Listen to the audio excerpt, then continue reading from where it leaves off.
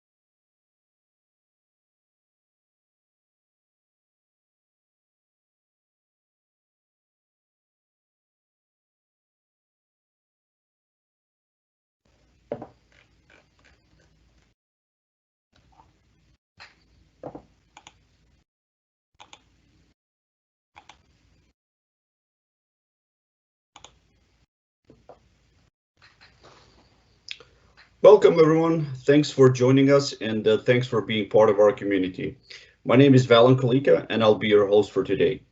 Now before we start, we'll go over the few reminders and over the webinar flow.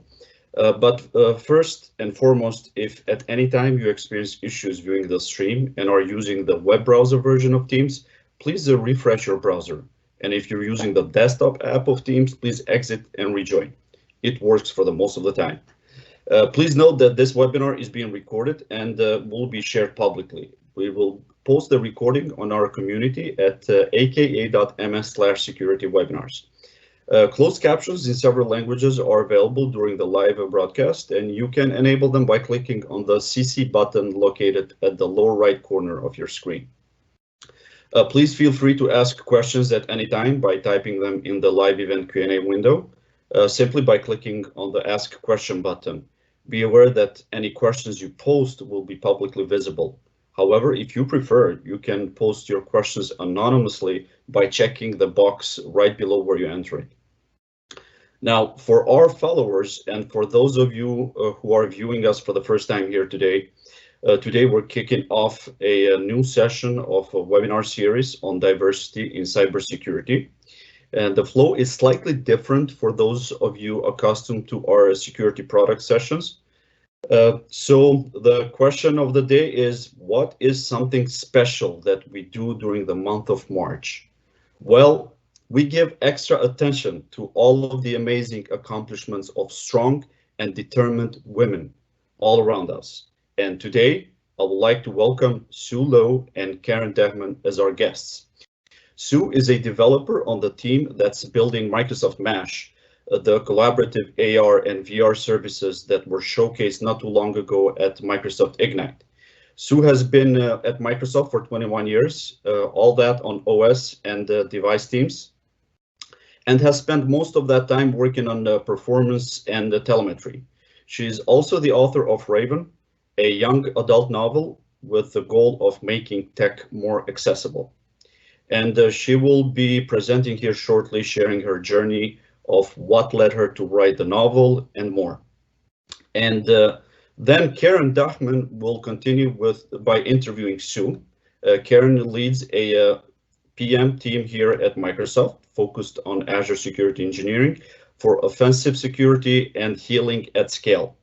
This is amongst of several other functions that Karen performs. Karen has been with Microsoft for 9 years and has spent the last 13 years focusing on InfoSec.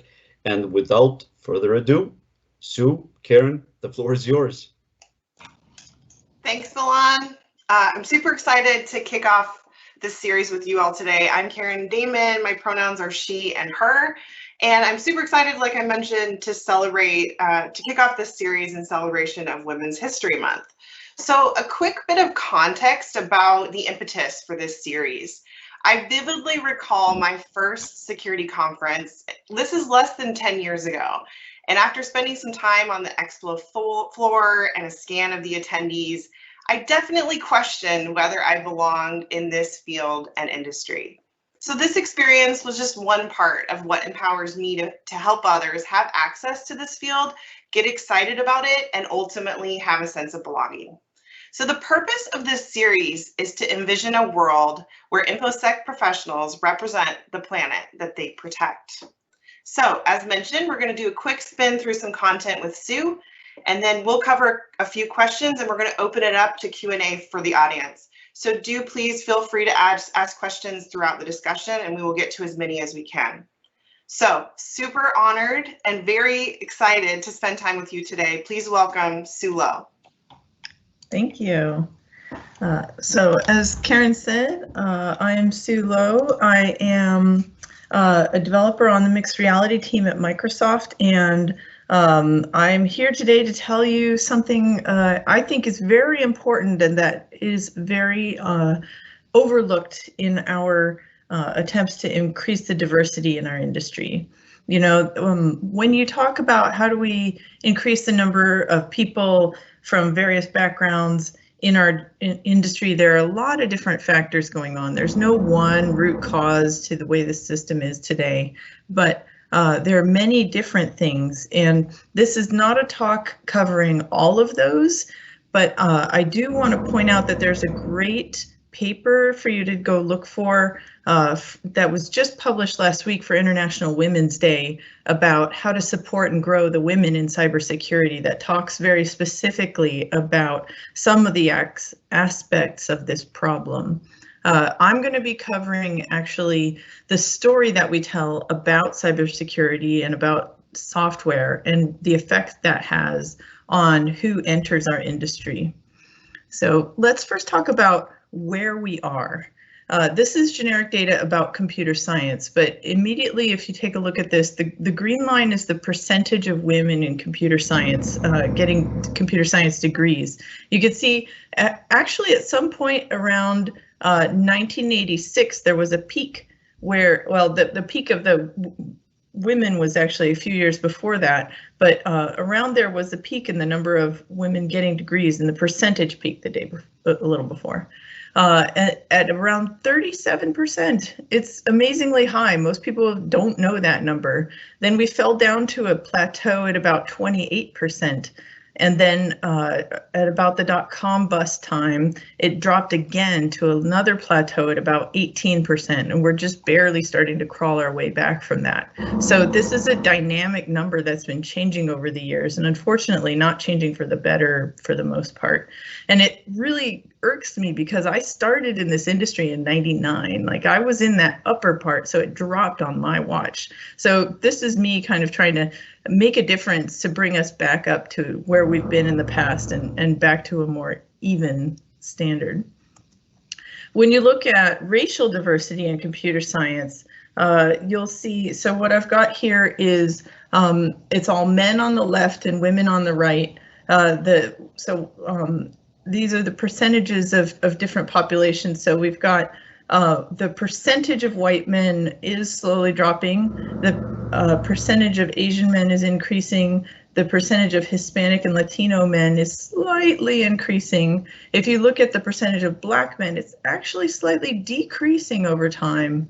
And then when you look at women, the percentage of white women is about steady. The percentage of Asian women is slightly increasing, and then the others, the Hispanic and Latino, are slightly increasing, and the Black women are also kind of steady or even decreasing. So overall, our percentages have not changed a lot over time. And in fact, the inroads that we make in women have mostly been among Asian women, so it's not being spread across all women either. So it's, you know, we're making some headway as percentage-wise, but among that, you know, increase in people in computer science, it's still, we have a lot of diversity to add. I tried to look for diversity numbers for cybersecurity. ISC Squared publishes some numbers, but we don't have trend lines like we do from the computer science degrees. So we're sitting at about 25% women at the moment, which actually is better than the percentage of women getting computer science degrees. So there's that. But even still, there's you know, quite a bit to go before we're 50-50. And I didn't find any data about racial and ethnic diversity in cybersecurity. So I'm here today to talk about the stories that we tell about computer science and about cybersecurity and the effect that that has on the diversity of our industry. So what do we hear from, you know, the stories around us about computer science? You know, we've got a lot of different stories, but the participants in those stories aren't exactly diverse. And if you look for stereotypes in our industry, you can actually pick out, I'm not going to call them positive and negative things, but there are aspects that are seen to be positive and then aspects that are seen to be different from the norm, you know. So you've got computer scientists are smart and make lots of money. These are generally seen as agreeable, but then they're also, well, you know, we're antisocial nerds. We are competitive, work alone, spend all our day coding, obsessed with what we do. And yeah, white and male or Asian and male is a very common theme that, you know, is a very pervasive set of things that people portray in the industry. And when you look at cybersecurity, well, at least the movie Hackers had a bit of diversity in it, but I think you'd have to say, if anything, you amp up, you know, by like a million, the antisocial awkwardness that is portrayed about people. And when you look at the people around you, like, you're all pretty normal, well-adjusted people, right? This is not the real story of our industry, but when, you know, we look at things in the media, that's what we're hearing, and it makes a difference in the people that decide to enter. You know, when you think about how do you feel when you match or don't match that stereotype that people tell about the industry, you know, if you feel like you fit in, you get a little bit of confidence from that. And if you don't, you get a little bit of doubt from that. And so let's say you had two people who are equally competent going through the same situation, just a common everyday roadblock. You know, you're working and you run into some kind of problem. If you've got confidence behind you, you're going to power through it, get through the experience, and, you know, solve the problem and feel like, you know, you just proved you belong to be here. But if you've got a little bit of doubt behind you, you run into that same roadblock. The roadblock itself becomes the proof to you that you don't belong here. And even if you do get through it, your confidence is shaken. And so these things happen to real people, and this is independent of the competence of the people involved in it. So that self-perception that we get, you know, is kind of self-reinforcing or self-destructing. So we need to be aware of the messaging that we're sending and make sure that we're telling people that they belong here. So how do you fix these things? You know, like, you don't own a media. If you do own a media conglomerate, come talk to me. But, you know, we're all just normal people in the world, right? What do we do about it? Well, the first thing is you have to help start countering those stories that people are telling themselves internally without even knowing it. You know, if there's somebody around you, just look around for the folks who have less confidence, right? And help strengthen that. Find, you know, whenever they accomplish something, make sure to tell them that they did a good job and say thank you. You know, tell them they're awesome. Find role models that they're going to feel connected to and make sure that they see those role models, you know, whether it's in your industry, in your team or in the industry as a whole. You know, help highlight those people that help anchor you into this place. Make sure that if there are people around you who are not going to promote for themselves, that you advocate for them. You know, keep an extra eye out for the folks that don't have that confidence behind them, and stand behind them for them. If you're in a position of making decisions about hiring or pay or promotions, make sure never to make those quickly. You know, counter the biases that we all as humans have by taking the time to think through all the facts in the matter rather than just quickly going through and assigning things. It'll help you not make snap judgments that tend to be more biased. And also, you know, going back to those stereotypes about how we're all antisocial people who work by ourselves, you know, like, remind everyone that teamwork is a valuable part of what we do, and call it out and make sure that we highlight and reward the fact that, no, we actually work together as a team.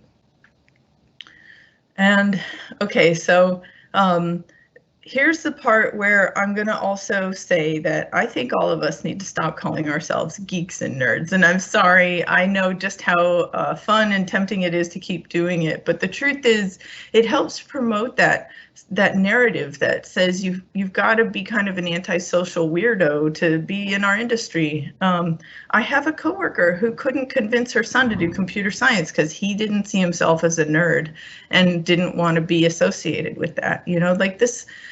We get a certain amount of community from it, and maybe help welcome in some folks who wouldn't normally feel supported by society, and we've got to find a way to keep that. But at the same time, we've got to make ourselves just, you know, like have our image reflect the actual well-rounded people that we are.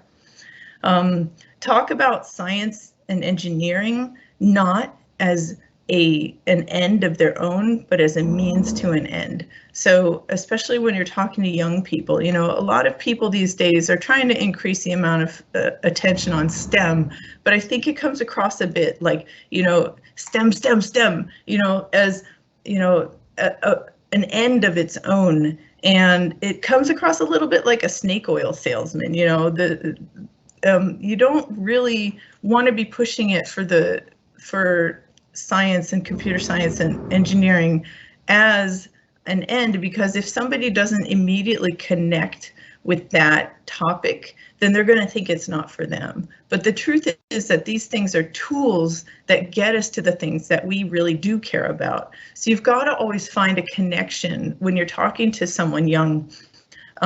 Find a connection to the things that they love and the impact that they can have on society, instead of just talking about science as a value of its own. And then again, countering the stories of antisocial, you know, working by yourself. Share the stories of teams working together and things that you do in your industry that are not just writing code, because really there's a lot more to it, and we can all succeed as folks who love lots of different subjects and different activities, because there's a lot more to being in the computer field than just writing code, as we all know. And then, okay, so as I said, none of us are media, you know, own media conglomerates, but the truth is we all participate in that narrative of stories around us. You know, this is no longer a one-way screen, right? As we watch movies and read books and, you know, look at a podcast, or listen to a podcast or go to the theater, there are metrics, right? They're tallies of people attending and paying attention. We click like on things, we share things, we tweet them, you know, and as we do this, we are promoting the content that we watch, whether we want to or not. And so you need to be intentional about your consumption. If you go and watch some show that promotes, you know, these stereotypes that we're trying to eliminate, all you're actually doing is bringing that narrative along. You know, you're making that continue. What we need to do is find stories with alternate portrayals of people in software and cybersecurity that show a different kind of person and a more diverse person or group of people, so that we see that everybody belongs here. And this is true whether it's, looking at nonfiction and stories of people of the past, but also the fiction around us, So make sure that as you go through life, you don't just consume stories about people who look like you, or, find stories from authors that are different from you and about people that are different from you. And if you create any content, or if you know anybody who creates content, then hold that to a high bar. Make sure that you don't let your friend continue that stereotype about somebody in cybersecurity being a white male nerd, when the truth is, we're a lot richer than that. So that's really my spiel, is that the way we talk about our field and about science and technology makes a difference to the people who join the science and technology fields ultimately, and I think has an effect on the pipeline that we're all coming from. And so all of us can get involved in helping the people around us fight that internal stereotype to get the confidence that they need to get their work done. And together, if we all work on this, we can make a difference. So there's that. That's the end of my slides, and Karen and I are going to go ahead and talk. Thank you, Sue. I love the frame. I'm hearing echo. Let's see. So we've got a good frame now and shared understanding of kind of one dimension, as you mentioned, of the pipeline problem, and some quick wins or suggestions for the audience, which I love. Tell us a little more about the inspiration in your journey and what prompted you to become an author. Yeah, so all of this started years ago. One day I was driving in my car to work and listening to the radio, and on NPR they were talking about the fact that at that time the number of girls in archery was skyrocketing, and it was all due to the release of the Hunger Games movies and books. And that just floored me, and I was it suddenly struck me like, we need Hunger Games for software. We need a story that so captures people's attention and imagination that it makes them want to be here and makes them see themselves here. And so I started talking to my friends about how if Microsoft and all the tech companies were serious about trying to change the diversity in the industry, that they should be funding the creation of best-selling novels and movies about, stories of kids saving the world with software, just to get more people into it. And a friend of mine challenged me and said, ghostwriters exist. We could make this happen. Let's do it. And I had to think about it for a while, to think of what would I do if I were to hire a ghostwriter to tell a story for me. But it actually, over time, I started thinking about if I were to actually get a novel written, I came up with a list of characters and a plot that I really loved, and ultimately did turn it into a novel. So I hired a ghostwriter to write the novel, and then to pay for the cost of the ghostwriting, I ran a Kickstarter. And so among, if you've been working in the industry for about 20 years, lots of people who are happy to help support a project that is increasing the diversity. And so I managed to find a lot of people who are willing to support my Kickstarter and help pay for the project. So across all of that, we did get a novel written, and it was published last May. So go ahead and put up info about that. But really, this is not specifically about my novel, but more about the fact that, there's still these stories to fight that push people away, and we need to make sure we have lots of stories showing lots of people in our industry. So. I love that. both from a standpoint of kind of hearing this problem in an analogous world and then really trying to take action in a way that I think is a beautiful kind of closed loop of seeing a problem and really trying to have a response. So I love that. In the book, I've read it and I was rereading it this morning just to make sure I had all the characters correct again. The group Raven, the hacker group, really they're focused on security, and they have a female leader as kind of their pod. And in the book, actually, you describe kind of for that character the times where sometimes it's hard for her to be credible with her kind of the companies she's supporting and the people that she has to work with. How important, how related were those stories kind of to your world, and how important was it for you to bring that narrative as well as those robust characters into the overall story? It's not the main frame, but it certainly makes its appearance in a way that if you didn't have exposure, you could start to see some of those themes come through.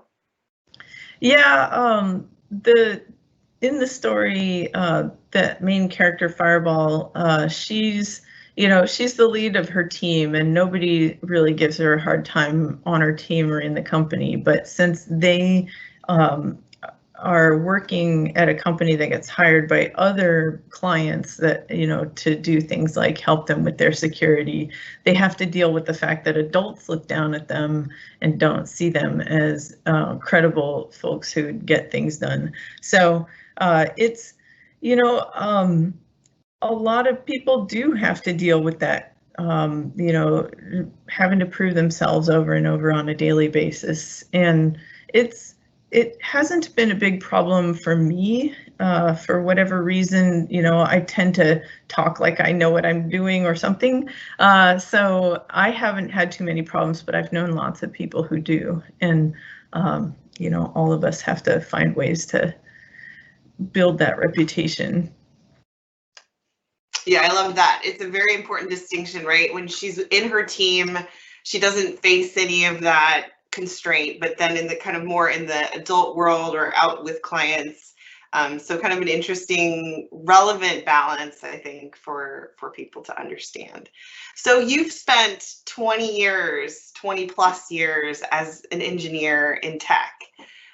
You mentioned that when you joined, it was kind of, there was a bit of an apex or kind of a journey of folks that were there.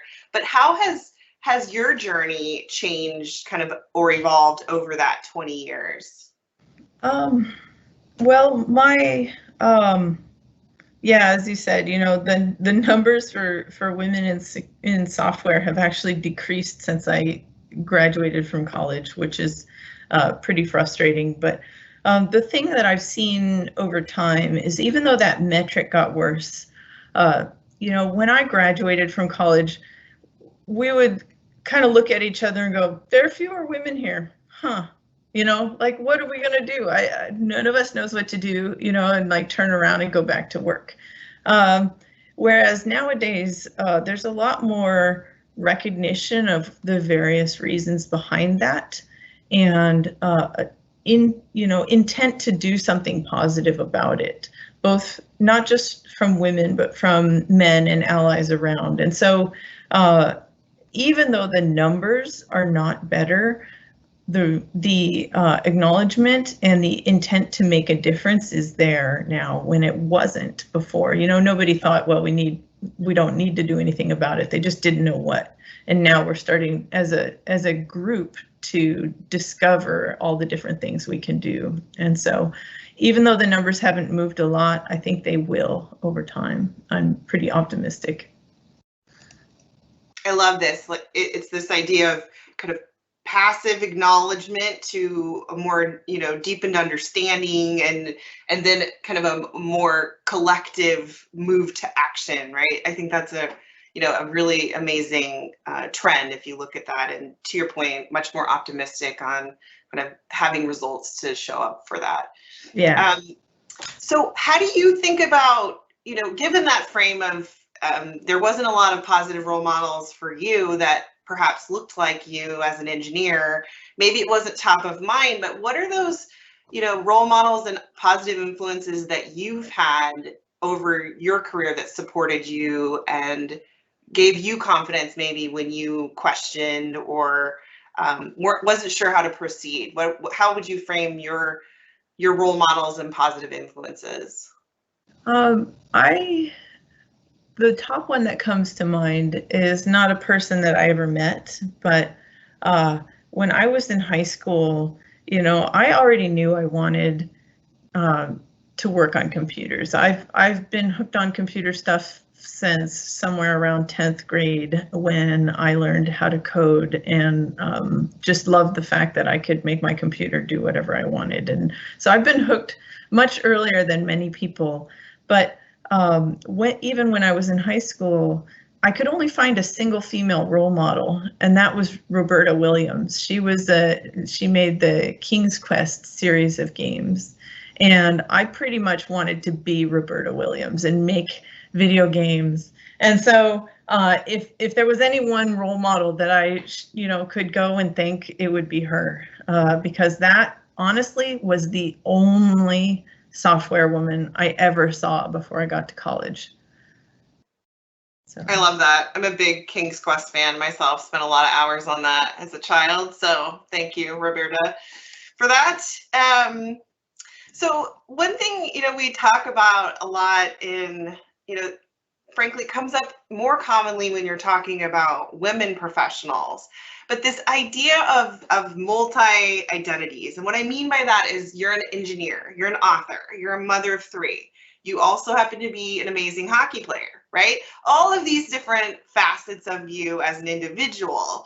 And you have an amazing post on your blog about it not being about time, because there's always this question of like, how do you make time for X or Y or foo, right? And so how do you think about kind of the integration of all those identities in kind of how you spend your time? It's funny. Yeah, people think, you spend your time doing all these different things and it must be exhausting. But the truth is that, I spend my time on the things that I love.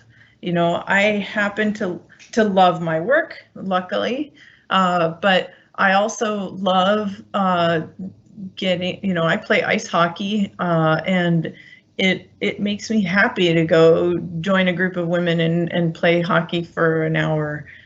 It makes me happy to even work with students and try to get them into computer science. I have these different activities where, a lot of them are focused on trying to increase diversity in software. And it's not that I do those things and they're a chore. It's that those are things that I just really enjoy doing and I get energy from. And so that blog post that you're referring to is really about how we're actually, as humans, like are beings of energy. There are things in our lives that give us energy and things in our lives that take the energy away. And you have to recognize that and make sure you're getting enough of the things that give you energy in order to sustain you through the things that you have to do that suck it out of you. And so, when people say, how do you have time to do all those things? In their head, actually, a lot of what they're thinking is, how do you have the energy to do all those things? And the truth is that you and I have different things that give us energy and take energy away. And the things that I do that might drain you actually energize me. And the things that you do that you enjoy, I might find draining. And so we just all have a different signature and a different set of things that we can accomplish because of the things that we as humans just enjoy doing. So I love this, especially in the context of your energy signature and this transition from framing a problem into kind of what all of us can do to make these, to start solutioning, right, and acting, right? So energy signature, love that phrase from Sue. We are getting some cool questions coming in on the chat, so I'm going to start integrating those. Yeah. You talked a little bit about your role model, Roberta as your role model. There's a question around what motivated you to study computer science when you were choosing a major in the 90s? Well, You know, when I was in about 4th grade, my dad brought home a TRS-80 color computer, the Coco, and it was this little box that it looked like a keyboard, and it could take a cartridge to play a game with, and you hooked it up to your TV. You know, this was my first like game console. And so at first my brother and I just used it to play games, but it came with this book about how to program in BASIC. And so my dad pulled it out and showed us that you could type in these little programs from the book and it would change the colors on the screen and stuff. And it really captured my imagination then that I could make this computer do things. And of course, you know, computer games back then were so much tamer than the ones we have now. You know, like the games I was playing on that were like the little piece of popcorn comes down and you catch it. You know, like there's the simplest games, things that you could see yourself making, you know. And so as soon as I was able to type, I pulled that thing back out again and played with it and saw that I could make things that were kind of, you know, not as good as what was out, but not completely bad compared to the different games that you could acquire in the early 90s.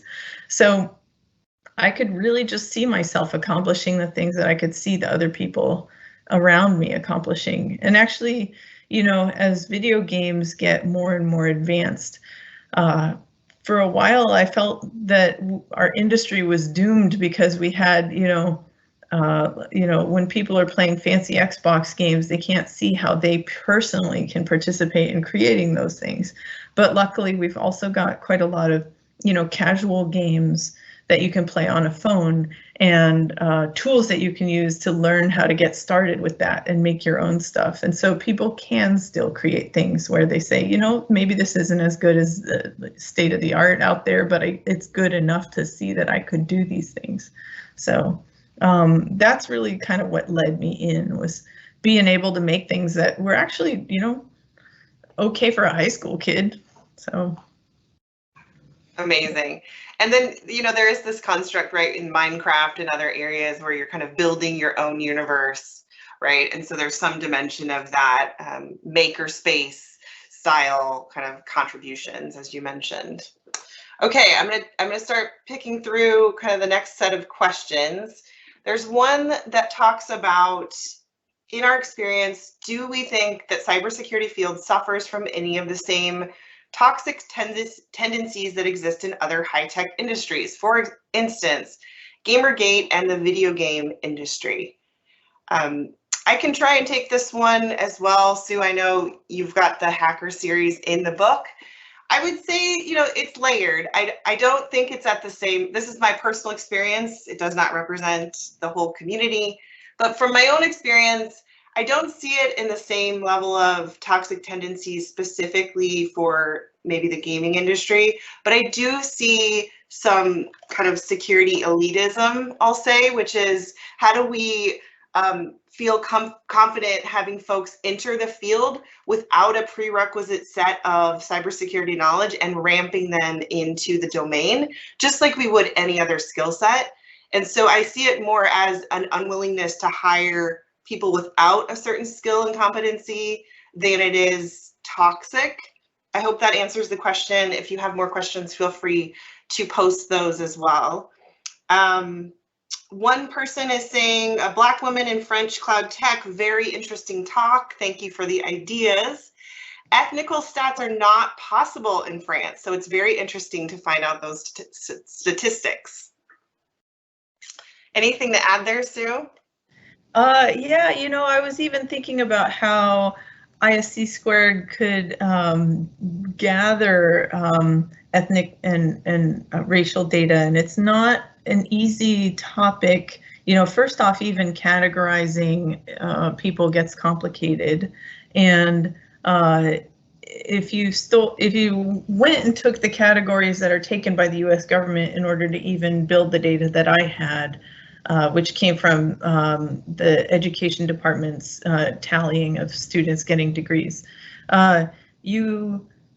Even if you use those same categories, you would also need to talk to a pretty large cross-section of the industry in order to gather statistically significant data, since there are many different categories. So it would be pretty difficult to get that kind of data. And yeah, it would have. I was really hoping to find some trend data for the cybersecurity industry, but I was coming to the conclusion that it's actually quite difficult to do that well. Yeah, and I think as a company, Microsoft began publishing in the last several years our own statistics as a company amongst other tech companies. It wasn't just us. But just the power of our ability to kind of analyze the problem with that quantitative data, such a powerful kind of moment in general for as you mentioned, for all of us to start understanding this problem better. Yeah, the very first thing of any kind of effort to make the world different and better is to at least be able to quantify where you are, Right. And to make it public helps avoid anybody being able to, plausibly deny that they knew what was going on. So that's the first step, is making sure everyone is aware of where we are, and that everyone can see whether or not we're making progress. So that's why I love digging up data about the diversity in software. Yeah, I love that. I mean, I think it hopefully helps us frame the problem in a shared way. And you could argue, well, there's other data sources that might, have a different point of view or inference. But the point is that we're starting to talk about it the way we would talk about an engineering problem, right? With some grounding in truth and, to a dimension telemetry, right? That says, hey, this is where we're trending. It's getting hot over here or not, right? So I love that. It's a very classic engineering approach that I think resonates with this crew of IT professionals. So I love that. Okay, so there's another question here. What about self-taught women engineers, programmers, cyber pros without a degree in computer science? Men are very successful in switching careers to IT, for instance, while females are afraid to move to IT. So there's an interesting point I want to bring up here, and then Sue, I'd love to hear your perspective. One of the things we have spent time on is thinking a lot about the requirements for any given job description. So if you haven't heard, there's quite a bit of studies that talk about the gender differences when you look at requirements, where someone with a male identity is more inclined to take a job or at least apply for a job if they have, let's say, 80% of the qualifications in the required column. When you look at female identities, they're much less inclined to apply if they don't have 100% of the required qualifications.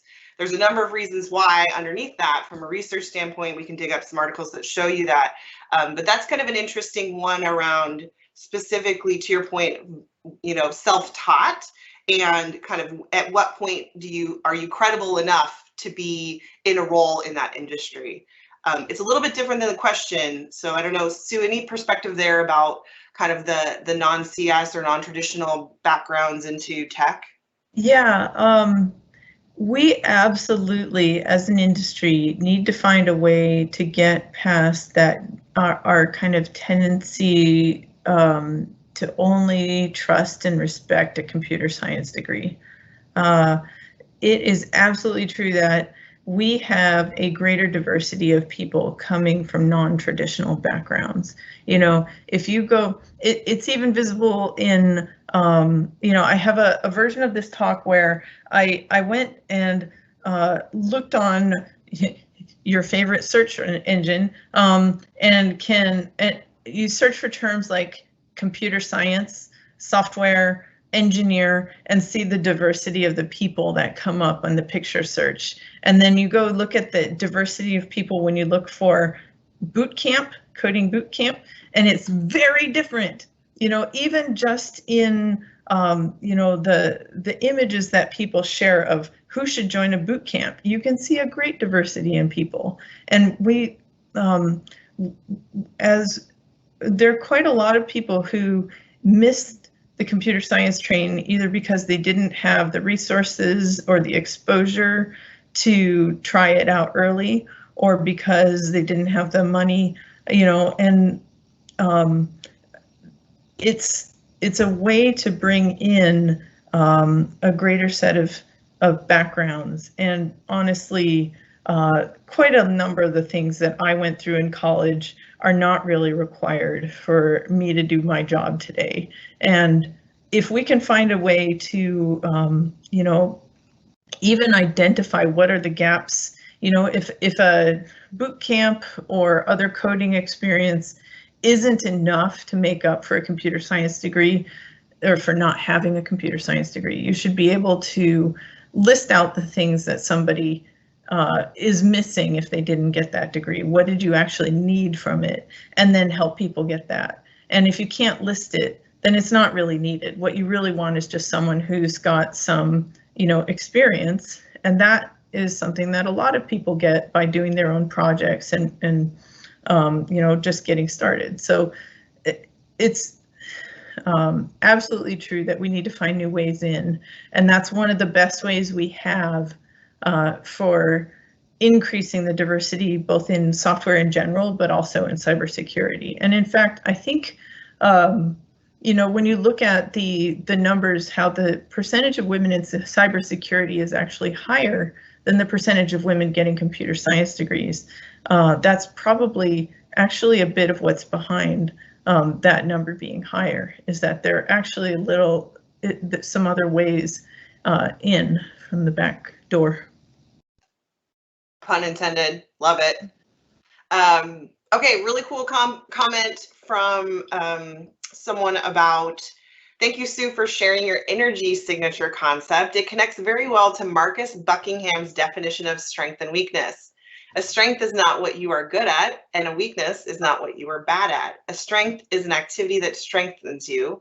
It draws you in, it makes time fly by while you're doing it, and it makes you feel strong. I love that. Thank you for sharing. Let's see, there is a question about your novel. So thinking about Raven, what reactions have you received from young adults reading your novel? I've gotten really, I would categorize, I'll put this back up, I would categorize it in two buckets. One is the happy bucket of students who say, I just loved it, I read it in 2 days and I want the next one, you know. And then there's the one that makes me a little bit sad, where some people say, oh, it was kind of technical, I don't know. You know, I haven't really heard any stories of people saying, I didn't, you know, there was too much technical mumbo jumbo and I quit. But there were some who said I didn't entirely feel comfortable with that. And that makes me sad, because I might have, you know, further pushed those people away than brought them in. So that's one of my regrets of the novel, is we should have calmed the technical terms down a little bit more, just to avoid pushing out folks who were right on the edge of seeing themselves in it. But otherwise, you know, it's really character driven, and so it's you know, not about, there's coding in the book, but it's also really about people, right? And so you can connect to the characters without wanting to read about coding, and it's not like you spend the whole time reading about them writing for loops and things. And I think it's, to your point, it's the engineering components are not the center stage. It's the human interest stories, like you meant it. It's the character-led stories of, you know, there's other components, right? That, you know, they're living in this home essentially for orphans, and, you know, there's all these layers outside of the technology, but there, you know, you bring in the technical credibility of 20 years of engineering and being kind of bringing that into the fold as well. So interesting feedback. There are a couple other things I was trying to put in the novel that didn't entirely come through. One is that there's more that you can do. You know, if you like to write code, great. You can, you know, work in the software industry, but you can also work in software if you don't like writing code. And I was trying to have some characters who do different activities too. So, for example, the character Wiz is intended to be someone who really gets people and understands, you know, users to the point where she can do things like design user interfaces that people are going to understand, or, you know, ask people questions and really get what's behind them. And so Wiz actually is our character that who goes and talks to the hackers or the AI as they're going through the story to try to understand what's behind it. And so that was one of the intents of the characters. And another is that, you know, a lot of what we do is also just digging through data. And this comes a little bit from my own background as more of a performance engineer. You know, a big chunk of my career has been spent digging through data to try to find answers to questions. And I'm sure there's quite a bit of that in the security industry as well. And you know, you don't have to like to write code in order to get a thrill out of that, you know, detective chase. So they do quite a bit of that in the book, is just like digging around looking for answers. And so I was trying to portray, you know, different roles that you can play related to software that are not all coding. The second thing that was in the book that it was kind of subtle, but is just the fact that, you know, they're taking care of each other, you know, like they're not competing with each other to get things done. And in fact, there's this character mom who, you know, like right on at the start of the book is like making them eat their fruit because they, you know, need to get their nutrition. And she comes and like makes them eat sandwiches when they're up late working. And, you know, we can portray stories of software and tech without it all having to be some kind of cutthroat fight to the death. And so there's a bit of that in this novel too. Yeah, this deep sense of community that comes from banding together to solve the problem, to face the evilness out there, which I think is completely relatable. I did inadvertently skip over one question I want to cover, which is, do we think it's easier for women in tech to land positions in other fields outside of security? You know, the data is limited here. I think Sue mentioned a bit that in some ways, if we are allowed, you know, if we have higher percentage of women in cybersecurity than we do in engineering, and the statistics that Sue presented for engineering and computer science, we might actually have made it more accessible. I will tell you, every time I do any sort of recruiting event, I get anywhere from 10, depending on the number of people, but at least 10 people that come to me and have this confessional. They say, hey, I'm super interested in this opportunity, but I have to confess I'm not a security person. And I always ask, what do you mean by that, right?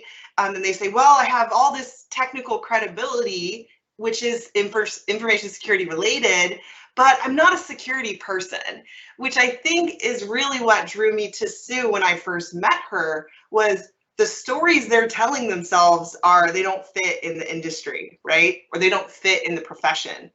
And so, you know, my personal take is we still haven't reached a level of kind of accessibility to the broader world. And there still is kind of, as I framed it, what I consider to be information security elitism, that I think we all play a role in kind of dispelling and just balancing in general with the stories we tell. Next question is, with the pandemic-driven shift to work from home, do we think this might open up the field for more diverse candidates who face additional barriers to entry? For instance, qualified, interested people who cannot afford to live in the major metros. Sue, do you have any perspective on that one? I think it probably absolutely does. You know, both in terms of people being able to be more geographically diverse, as they mention, as well as, you know, it makes less of a difference who's behind that computer screen. Like it's not even like visibly there what my look and identity is on a daily basis when I'm not in the room with you. There's also, sorry, I had a thought that I lost, but it adds more flexibility, right? A lot of people, it's difficult as a parent to be home and having to like deal with my kids being here. But the one good thing is I'm also actually at home when my kids need me to be home. you know. And so while it is both a blessing and a curse as a parent to be at home with my kids right now, it does add a fair bit of flexibility to how I get my work done. And hopefully that flexibility will continue, because that helps keep people able to stay in the industry. Yeah, I love that. I mean, I think the geographic component is a big part of the question, and just kind of what flexibility tech careers in general provide as we think about everyone transitioning to work from home, or at least some population. Awesome. Any final questions? Feel free to post. I'm going to ask Sue one last question. So you have an incredible audience here across a myriad of industries in attendance. What would be kind of your final takeaway for this crew that you would want them to leave this conversation with? You know, I want all of us to change the way we talk about things, and I want all of us to start consuming a more diverse set of stories. So I guess if you read content at all, you know, if you go watching movies, reading books, like, make sure that you are seeking out stories by people who don't just look like you, about people who don't just look like you. Go find more, you know, expand your world by hearing from more voices, I guess, would be a call to action that I'd like to put on everyone. And whenever you do talk about our industry and your job, make sure to, you know, relate it to the people in front of you, so that they feel like they can participate too. Love it. Okay, one final question we'll take. We have a comment that says, personal experience have shown not many aim for a higher than level 1 or level 2 IT positions. How can we better support and encourage aiming for a higher and more advanced position, especially as we are a company that would rather aim to hire internally than externally? So the level differences is an important one. Any thoughts on that one, Sue, as you think about kind of accessibility of roles and people applying to a given role? If people aren't aspiring to higher levels, you know, either they think that they can't do it, or they think they won't enjoy it, right? I guess this is true of any job. You know, you want it because you think you can do it and you think you'll like it. If people don't want that, you've got to break down those two things. You know, you've got to help them see that they can do it, maybe by showing the activities involved and showing that they can do those things, or, you know, pointing out every time they get stuff done that's all that would have been needed to do the other job. And then second, showing that, you know, whatever they think is going to be terrible about it is not so terrible. That's really, I guess, how I would break it down, is try to make sure they see that they can enjoy it and make sure that they see that they can do it. Love it. So with that, we have a Q&A overflow site posted, as well as webinar feedback. Please do send us feedback. We would love to learn and grow together in this series, and a huge debt of gratitude. Thank you so much, Sue, for spending time with us, and we look forward to seeing you next time. Thank you, everyone. Thank you for being here. Thank you so much to both of you. Thanks, Sue, for sharing your story. That was incredible. And Karen, thank you so much for your support. That really means a lot to our community. And remember that the best way to ensure that you don't miss any future webinars or major announcements, that is, please visit our landing page at aka.ms/securitycommunity. And while you're there, you'll find easy ways to navigate and find the resources and the learning content relevant to our security products and to your needs. A good start would be by browsing our bite-sized product videos, the Ninja trainings, recordings of past webinars, GitHub communities, and more. And we'd love to hear your feedback on how we can improve on these webinars. Please Visit us and submit your feedback at aka.ms/security webinar feedback. We have also provided a QR code here for quick access if that helps. So thank you all for being part of our community, and thank you for joining us on these webinars, and we hope to see you next time. Goodbye.